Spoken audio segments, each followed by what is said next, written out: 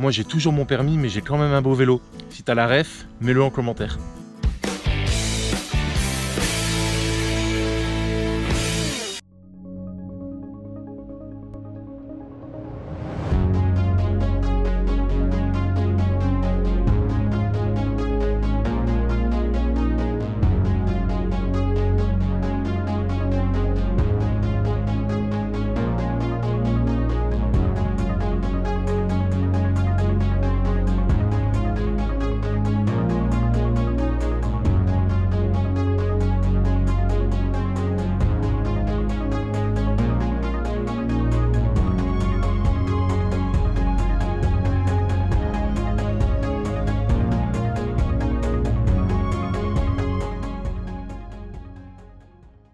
Tu l'as compris, aujourd'hui on va tester un nouveau vélo électrique.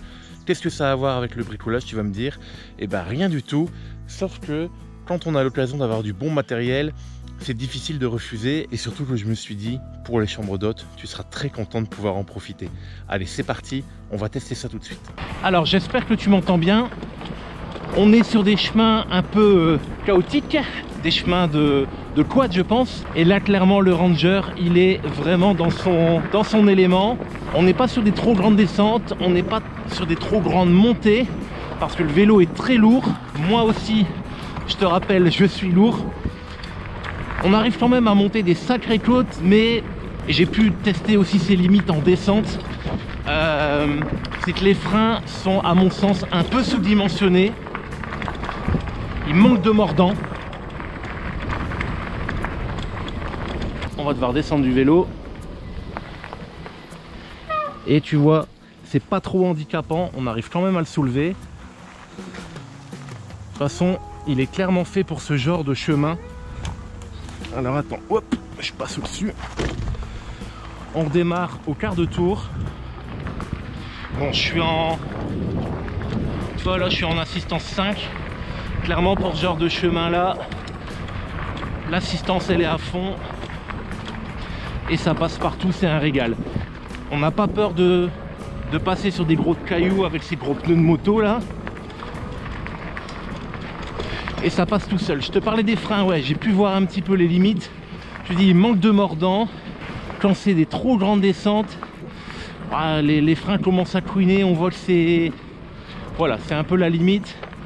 C'est vraiment fait pour la plage, pour ce genre de chemin très chaotique, etc. Il passe aussi très très bien sur la route. On va prendre un petit portion de route.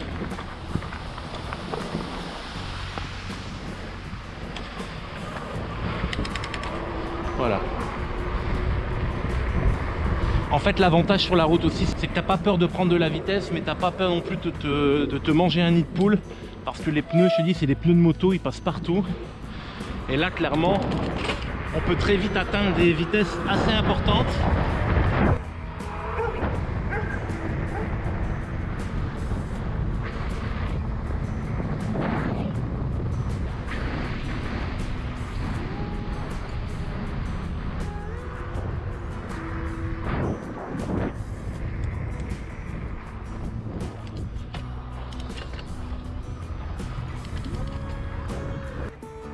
Alors moi je l'ai débridé pour passer dans les petits chemins quand on est hors réseau.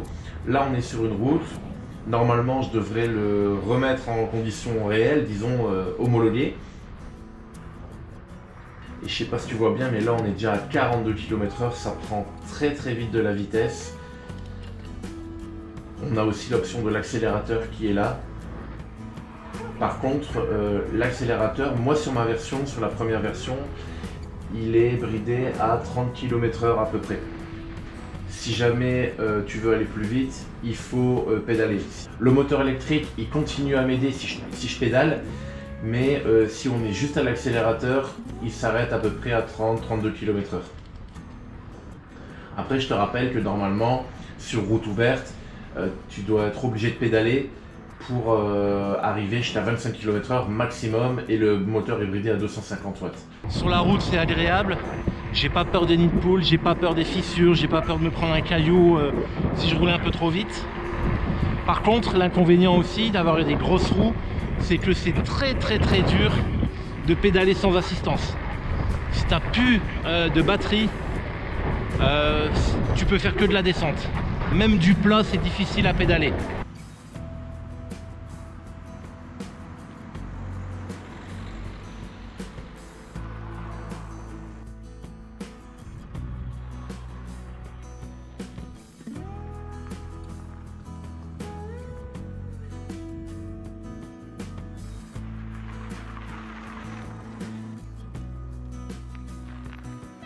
Et voilà, on se retrouve tout en haut du village, à l'église, voir la petite table d'orientation.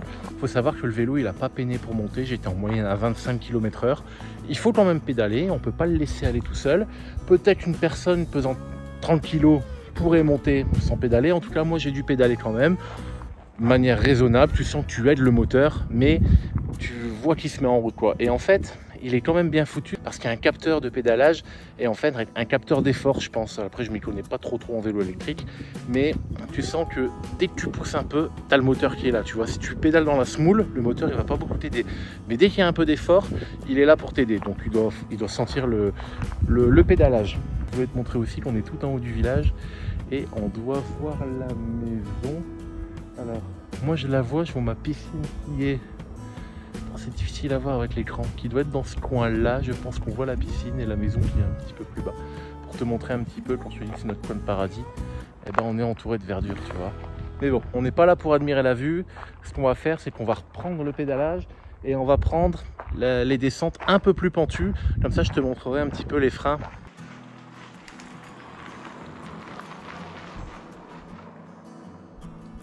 Allez, là on est encore sous la route et on va attaquer des descentes un peu plus pentues.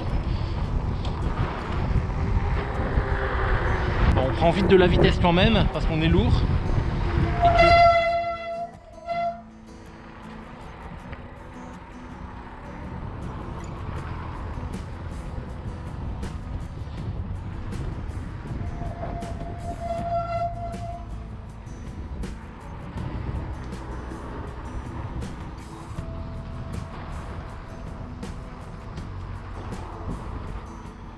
Bon, faut quand même monter sur les freins.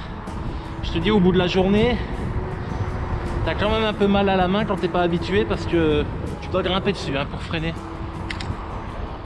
Tu vois là, ça grimpe. On est à 30 à l'heure, alors je force pas beaucoup.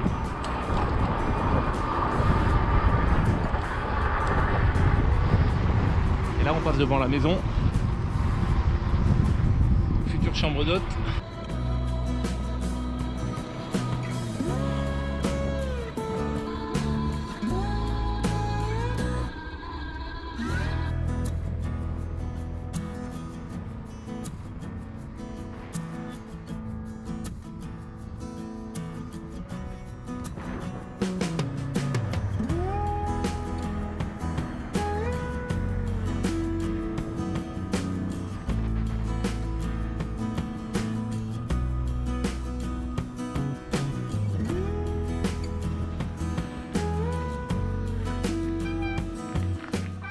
J'ai tenté de prendre les escaliers, mais clairement j'ai fait me péter la gueule. Je pense que ça doit être mes compétences, j'allais dire mon manque de compétences. Clairement, je pense qu'il peut les passer, mais les freins ils me font peur. Donc on va continuer la route là-bas, c'est mieux.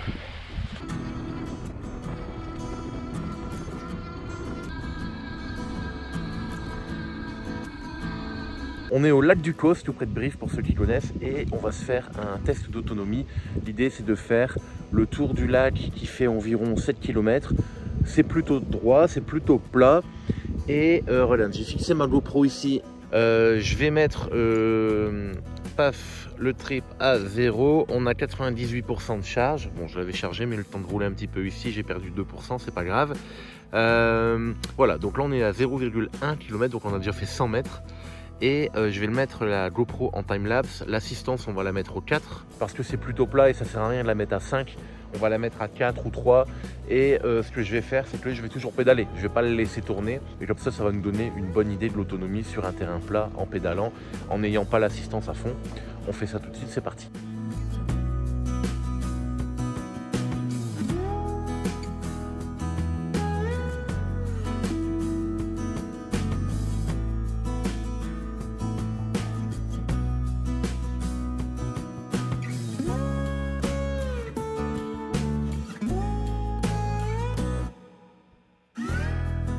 Et allez, on est de retour au point de départ et j'ai 44,1 km au compteur pour 9% de batterie. Alors, ce qui est pas mal. Et je pourrais peut-être tenter un dernier tour, mais si on compte, j'ai consommé environ 15% de batterie par tour. Donc 15% sur 7 km. Si je tente un dernier tour, je sais que je vais tomber à court, mais aussi j'ai trop mal au cul parce que ça fait près de 45 km. Je suis sur la selle, même si elle est confortable, et ben tu le sens dans le cul, quoi.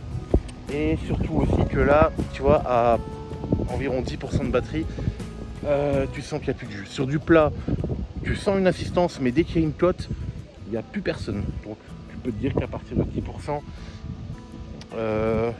faut pédaler quand même dès que tu rencontres un obstacle, une cote, etc. Mais ouais, sur du plat, tu sens encore un peu d'assistance. Donc je pense qu'on peut partir du principe qu'on a 45 km d'autonomie, ce qui est pas mal.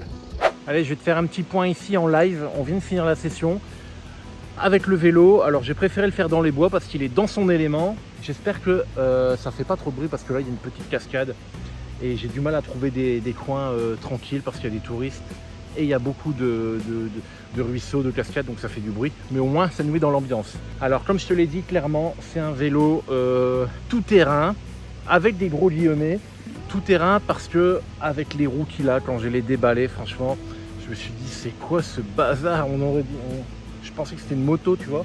Il passe partout clairement, je l'ai même essayé sur du sable, c'est royal. Les pneus s'enfoncent pas, franchement on est bien. Là où on voit ses limites, je te l'ai dit, c'est les freins. Les freins sont un peu sous-dimensionnés, on doit monter dessus pour freiner.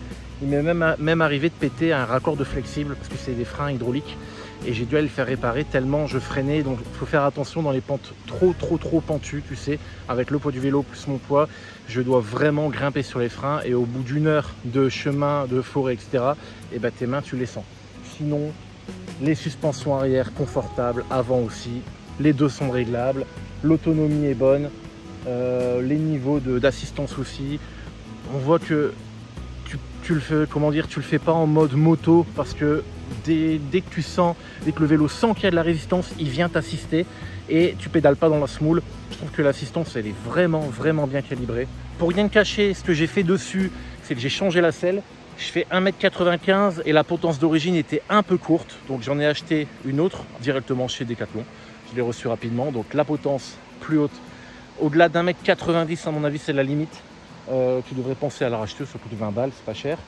Et cet écran, très bien, vachement lisible au soleil, etc. Un petit point en plus, ça aurait été bien de mettre l'heure. Tu vois, comme ça, tu peux te barrer sans ton téléphone et tu as les infos directement sur l'écran. Mais, un petit point positif, alors attends, je te montre. Ici, en fait, en dessous, tu as un petit port USB. Donc tu peux facilement ajouter un support de téléphone et charger ton téléphone pendant que tu es en train de rouler. Autre point aussi, on a de la lumière à l'avant avec le bouton qui est là. Hop. Dommage que la lumière arrière ne s'allume pas en même temps. Elle est à pile sur la selle directement indépendante. Au petit point, mais bon, c'est pas ça qui va te faire choisir d'acheter un autre vélo. Comme je te l'ai dit, il est débridé, parce qu'on peut le débrider facilement, je ne veux pas te dire comment, mais tu trouves plein de vidéos sur internet, surtout pour des chemins comme ici. Et une fois qu'il est débridé, le moteur passe à 750 watts, mais tu peux le rebasculer facilement quand tu repasses sur la voie publique. Tu l'as compris, moi j'en suis fan, j'adore en rentrant du boulot, partir en vélo, faire des balades et au moins tu rentres pas, t'es pas crevé, parce que je suis pas un grand sportif, hein, ça se voit, mais en tout cas ça te permet de faire des super balades, de découvrir des super coins et de pas rester juste autour de chez toi parce que tu as un peu la flemme. Au moins, comme il est électrique, ça te permet de t'emmener beaucoup plus loin. Merci à Cyrusher de m'avoir envoyé ce modèle particulièrement, il est vraiment adapté à ma région et à mon utilisation, donc c'est génial. Quand les chambres d'hôtes seront ouvertes, j'espère l'année prochaine, on croise les doigts, tu auras l'occasion de l'essayer parce que c'est pour ça que j'ai accepté la sponsor, de pouvoir avoir du bon matériel pour te le mettre aussi à disposition quand tu viendras chez moi dans les chambres d'hôtes. On va essayer d'en avoir un deuxième, comme ça au moins tu pourras faire ça en couple. Allez, je te dis à la prochaine, bon bricolage.